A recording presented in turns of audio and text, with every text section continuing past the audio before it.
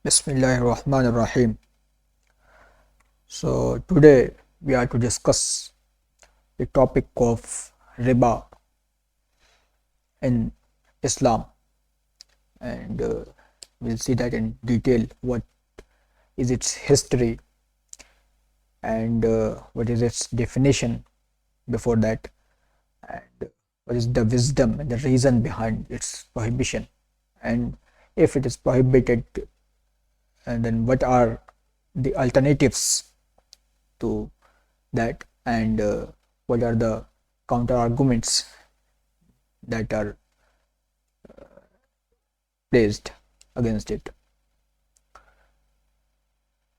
So to define the riba, what is it? So there are two types, riba al-Quran and riba sunnah, and this classification is based on the source. So Quran states one kind of riba, and the sunnah states it in more general form. So riba al-Quran, so a loan contract in which a time period and an additional amount to be paid by the borrower have been stipulated. And so we make a contract, you make a testament, you make a transaction in which if the lender is giving, for example, 100, then the borrower has to pay back 110. So that is that 10 difference of 10, that is riba. And riba sunnah is any transaction involving exchange of commodities of similar kinds with unequal quantities, or with delivery of one quantity being deferred. So you have, for example, salt on one side, and on the other side also there is salt. So there is, for example, 10 kg on one side and 11 kg on one side, then this 1 kg is riba. So sunnah prohibits that also. Now, general definition, if we summarize what riba al-Quran and riba sunnah into one statement, then it will be again in a transaction stipulated for any of the sides. Again in transaction stipulated for any of the sides, devoid of any compensating quantity against it. Devoid of any compensating quantity. That means if there is some compensating quantity, for example, I am having some commodity, some item to be sold. So I have the right to sell it above the cost price. So that does not imply that the profit is riba.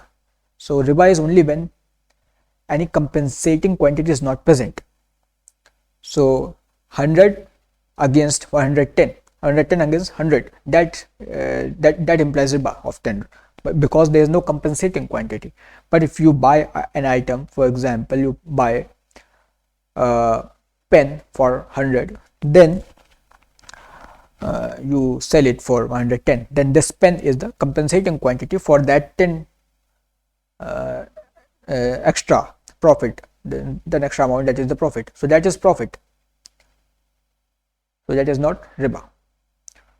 Now riba has been prohibited in several places in the Quran.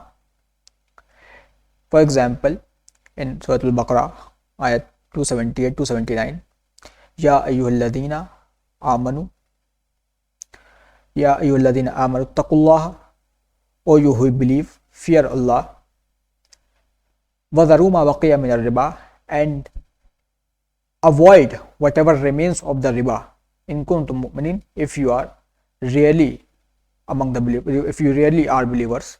فَإِن لَمْ تَفْعَلُوا, and if you did not do so and did not abstain from that riba, فَأَذَنُوا بِحَرْبٍ مِّنَ اللَّهِ وَرَسُولِهِ, then beware of the war from Allah and His Rasul. So it is a very strong warning. فَأَذَنُوا بِحَرْبٍ مِّنَ اللَّهِ وَرَسُولِهِ وَإِن تُبْتُمْ, and if you repent from that, فَلَكُمْ رُؤُوسُ أَمْوَالِكُمْ, then you shall have the principal amount. For example, the lender had lent 100 and riba had been stipulated, So believers, now after coming to know this ruling of riba, they can have the principal amount that they had lent, but not the riba. La tazlimun, you shall not cause harm, you shall not cause harm to anyone by asking for riba. Wala tuzlamun, and you shall not be harmed by by not letting you have the principal amount that you had lent. Now in Sunnah of the Prophet sallallahu alaihi wasallam, it has been prohibited in several hadith also.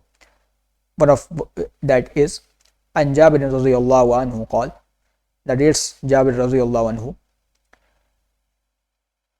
called, is that la'ana Rasulullah sallallahu alaihi wasallam akil al-riba wa mukilahu wa katibahu wa shahidayhi wa qala hum sawa.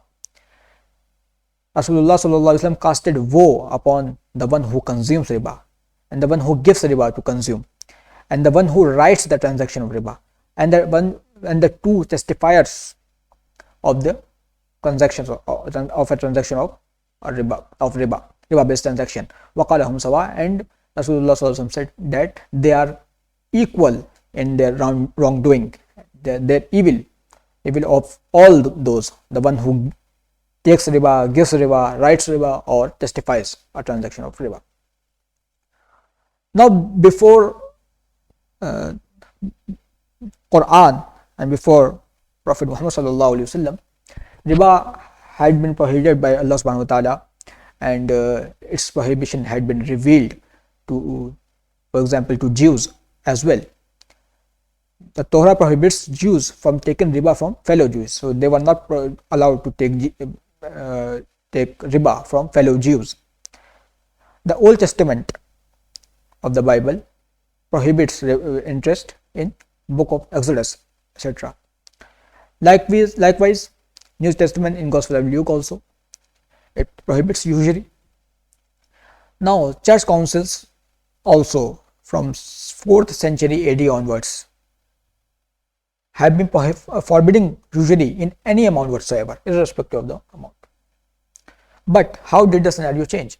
It changed with the rise of capitalism, when the ruling was changed by the people of the book during 16th century, when some scholars manipulated the doctrines to allow the practice, and they made several excuses and several ways to manipulate it, and that is why knowing the definition of usury is important, that I discussed in the first that I discussed first. So anything that falls into that definition is usually is riba. No manipulation should be allowed. Now still Orthodox Jews and Catholic Church uphold that ruling, uphold what had been revealed to them by Allah subhanahu wa ta'ala in their books, to Musa alayhi salam, that is Moses, and to Isa alayhi salam, that is Jesus, and other messenger of Allah before Muhammad sallallahu alaihi wasallam, the final messenger. So it is still upheld by many and a large amount of a large population of the religious people of Jew and the Christian community. Now what is the reason and the wisdom behind prohibition? So one of the reasons is very intuitive. By intuitive we mean that we do not have to think over it, we do not need any complex proofs and evidences, but it is very intuitive. It is like saying that the one who has whose stomach is filled, he has eaten food, should be given more food because he has his belly is full, and the one who is hungry should not be given, he should give his food to the one who has eaten already. So the one who is rich, he consumes riba, he takes riba from the lower classes. So the poor people have to give riba because they have less money, and the rich people earn the interest, earn usually because they have more money. So it is like it is very obvious to reason that it is not good practice. Secondly, it causes unfair distribution of resources, because riba is a way in which the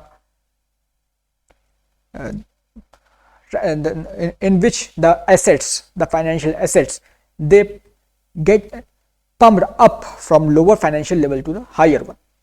So this is a very strange situation, that the resources are being automatically pumped, so it is causing unfair distribution of resources. So the upper levels are bound to have good share of the resources of the world or a country, and the lower financial levels, they'll continue to pump their assets up to their level. So if you see the flow of riba, how does it happen? There are level 1, 2 and 3. There are many levels. I have made 1, 2 and 3. The lower level, the medium level and the higher level. So highest level, when there is any need, the level 1, a person from level 1 will have to borrow money from level 2 or level 3. So either he will pay usually to level 2 or to level 3, and the person from level 2, he can only borrow from level 3, so he has to pay interest to level 3, and level 3 is entitled to receive usury from level 1 and level 2 both. So the lower the level, more are the chances of paying the riba, and the higher the level, more are the chances of earning the money from riba. So the assets are getting automatically pumped up from lower level to higher level.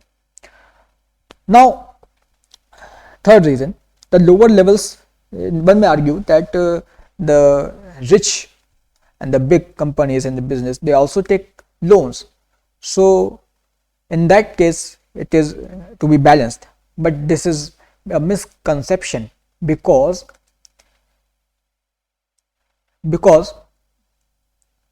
what happens is that when the people at higher level of the hierarchy, they take loan, why do they take loan?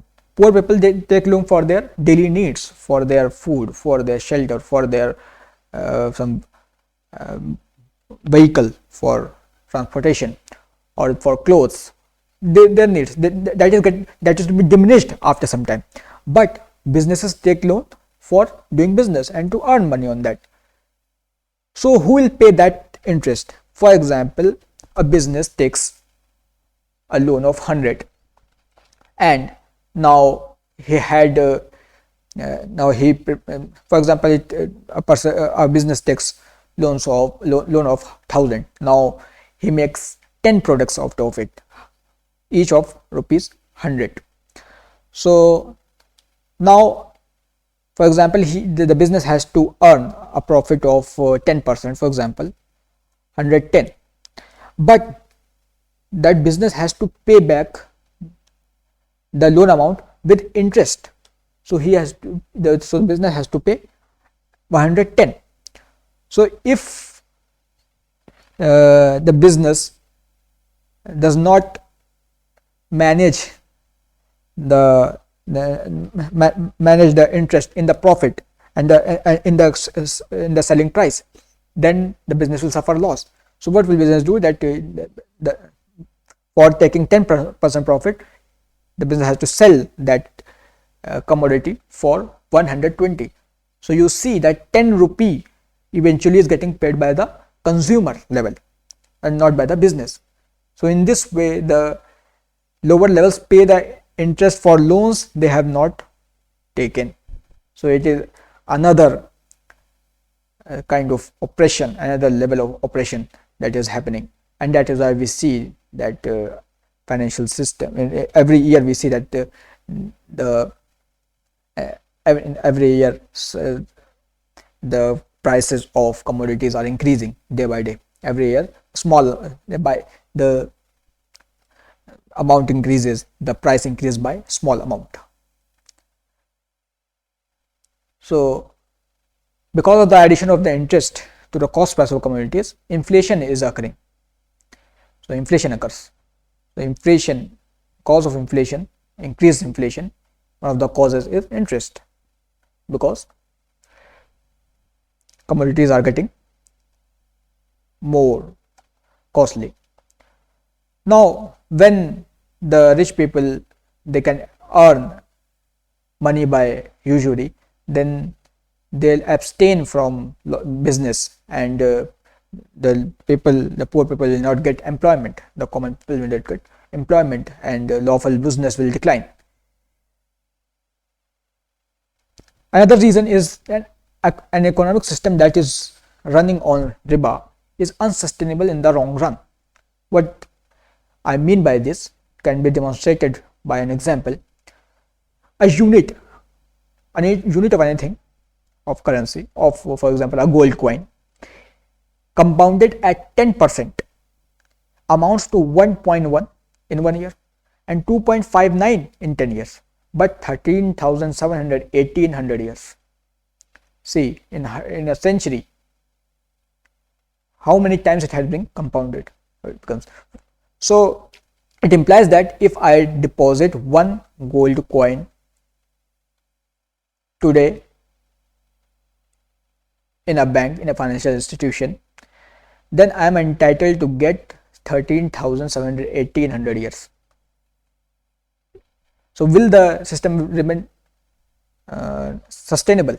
For example, some great grandfather of a person, he deposited one gold coin. Now am I the person, is he entitled to get 13,780 gold coins after 100 years? No financial institution can pay back. And if such a system, there is such a system, and whole population has deposited one gold coin, so it can be imagined that the system will collapse and the financial institution cannot pay back that amount. So that is why in the long run it is unsustainable. Now when poor people require money, they have to borrow. So when or the medium class, they have to borrow money from their higher levels, so it is because of some problem. But when the rich people take advantage of that, of their situation, then it will create ill feeling among the rich and the poor. And if there is no usury involved in such a transaction, then it will be a good gesture from the rich, and the poor will be happy with it, and that friction that was created due to consumption of riba by the rich will not occur. So it creates friction in the society if riba is promoted.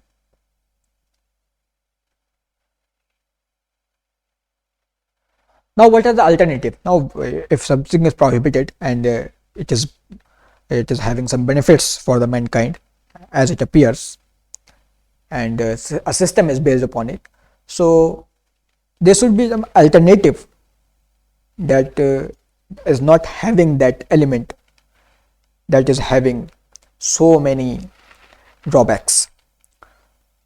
So there are many benefits, but there are many alternatives. One of them is al-qard al-hasan, that is for the needy people.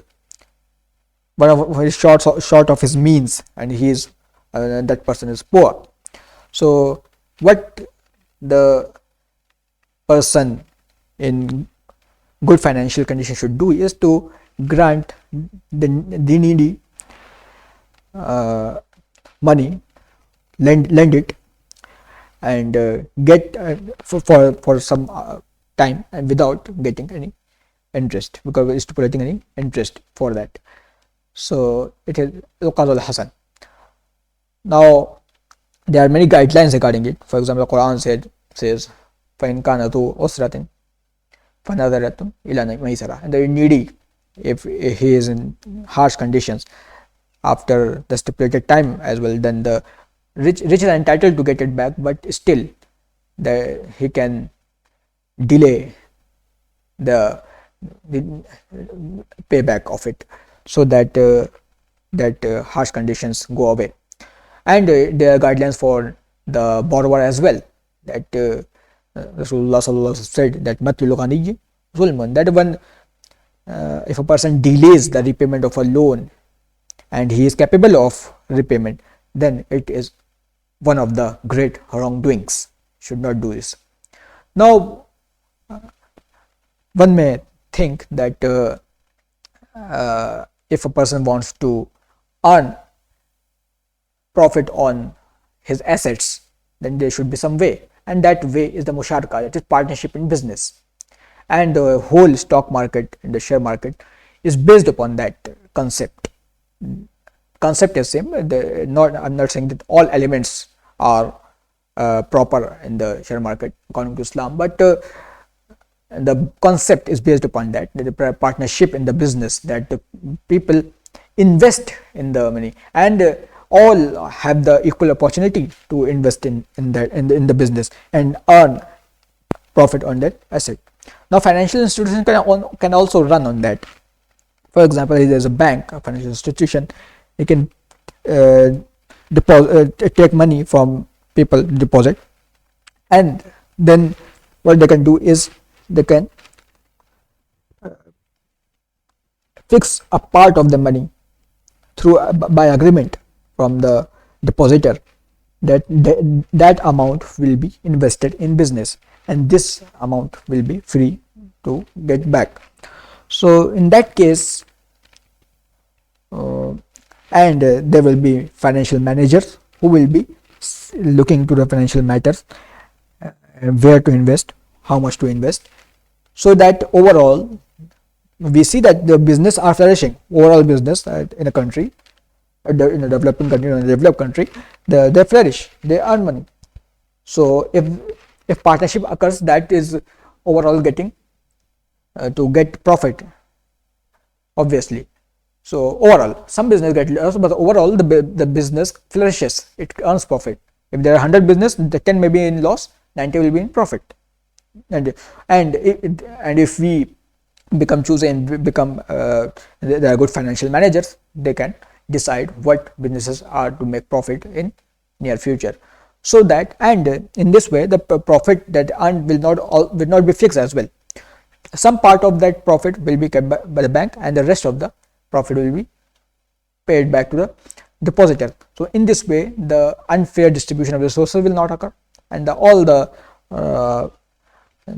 things that they were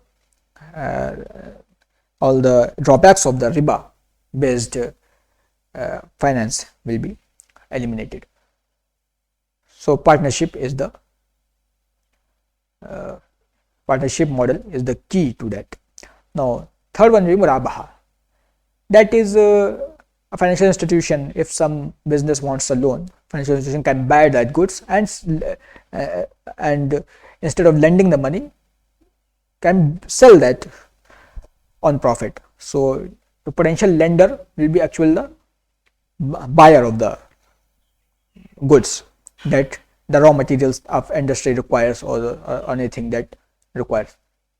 Similarly, ijara or the leasing, for example, some machines which are commonly used in the factory, in the financial institution can buy that machine, lend them on rent, so that rent can be earned.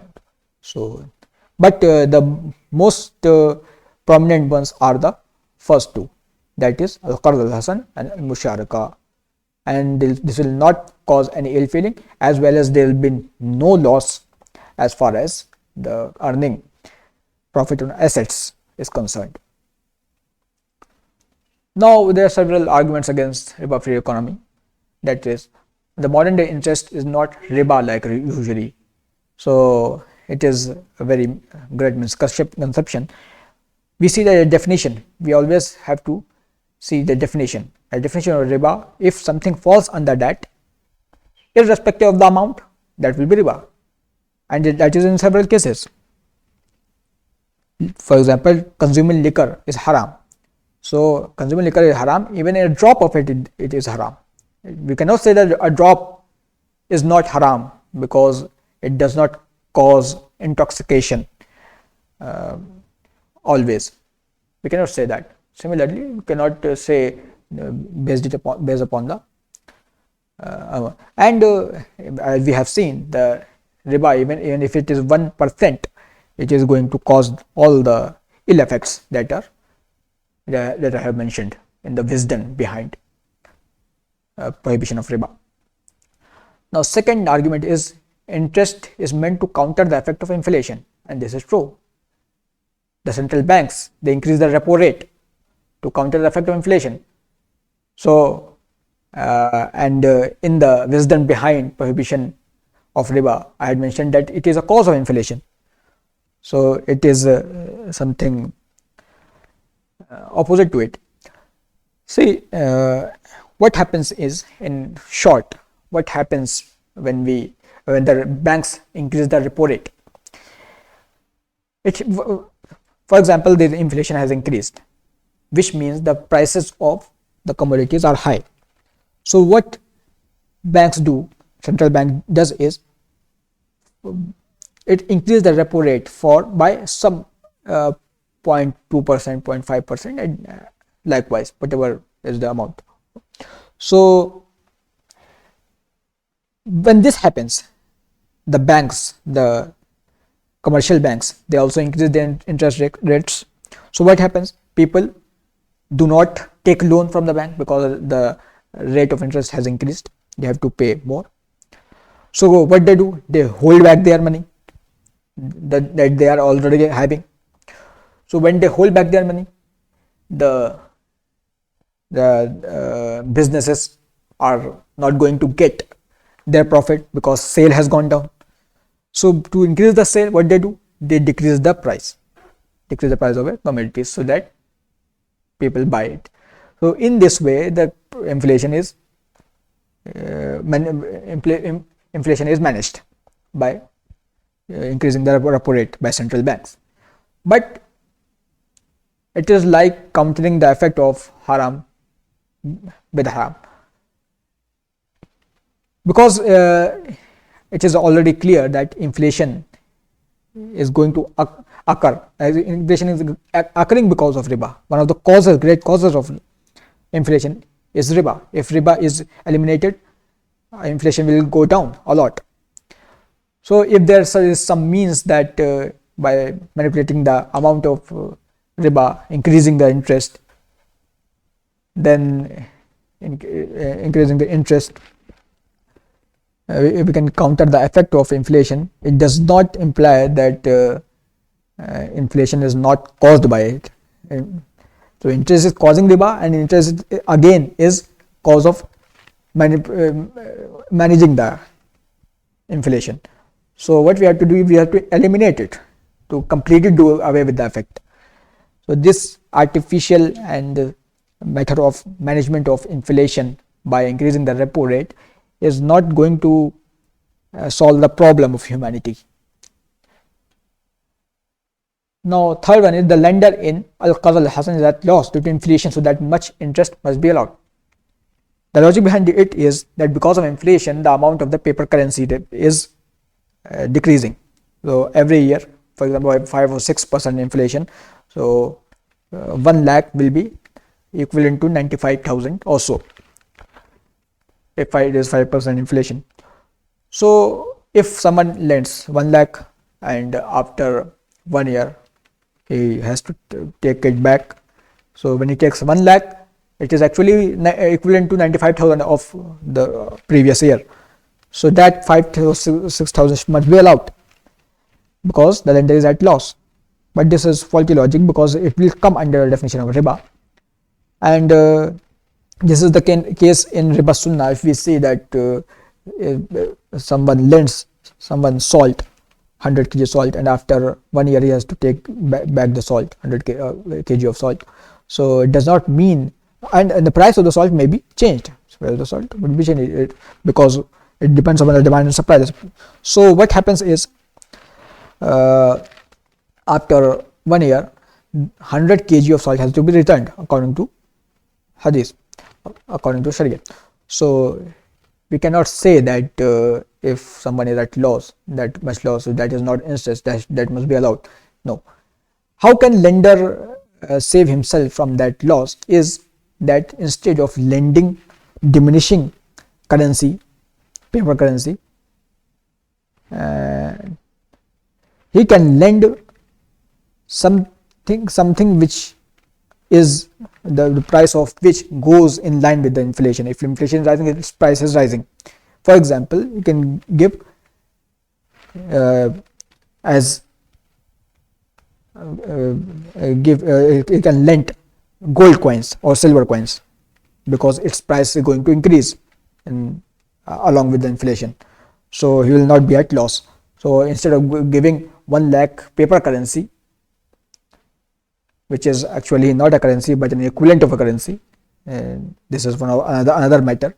So and this problem is occurring because of this paper currency. So what we can do is we can lend. If the lender can lend equivalent amount of gold coin, gold biscuit, instead of lending the paper currency, and when he gets back, he has to get back the same amount of gold, same amount of gold with same purity, or silver, same amount of silver with same purity, so that he is not at loss because of the inflation. Fourth argument against riba economy is that the functioning of the economy should be unrestricted for it being for the economy to flourish. Its function to be unrestricted, but this is false because there are several rules and several regulations that are put upon the functioning of the economy, and that is for good. In the short term, it may appear that it is causing losses, but in the long run, it is good. So riba is one of them. Riba should be prohibited, as I have stated. Several points of wisdom behind the prohibition, and several benefits that will follow its prohibition, and several benefits that will follow if we apply the alternative economic system. Another one is the ban on interest will make it impossible to earn return on capital. It is also false because the musharaka and the murabaha and the ijara, these that I discussed are, and most prominently musharaka. For example, a person who has a lot of money and wants to earn money will not always go for earning interest by lending the money. More interest can be, more profit can be, more return on capital can be earned by investing in businesses, and that is people do mostly through stock market, share market, and this can be done and is a small level also. The switching will cause havoc to the world economy, and this may be true because any change, any revolution any big revolution causes havoc, but it is a transient state that is going to diminish after some time, and after that a good smooth functioning economy can be achieved, and that is for everything. And Islam promotes if there is switching from haram to halal. Islam, the deen of Islam, does not say that everything should be abrupt, but we can have gradual switching towards it. The first is that we make our mind and we make our decision, and it is not that it is impossible. Today the economy is based upon riba. It is not, there is never one solution to problem, isn't it? It is one solution to everything. If there is riba based economy, there can be riba free economy. There are alternative solutions to everything. So if the mainstream is based upon riba and usury, we can think of another system, and it can be applied where uh, where it is feasible and it is possible, so that gradual switching towards it happens. And till then, till then, at least Muslims should abstain and try to be away from that system as much as possible, because Rasulullah Sallallahu Alaihi Wasallam has said that woe is upon the one who consumes riba. So the interest that you get in bank accounts, it should be calculated all amount and should be donated to the poor and should not be consumed. And the one who gives riba, so we should not take loans from the banks, so that we have to give riba. And we should not be the writer, the one who writes the some transaction of riba, contract of riba. So the jobs which involve that should be avoided at all cost. And also the one who testifies, so we should not become a testifier that in a transaction of riba, and remain away from that. And because a very harsh warning from Allah and Rasul. So that's all. I think it was helpful for you to understand the riba, what is it and what is its status in Islam.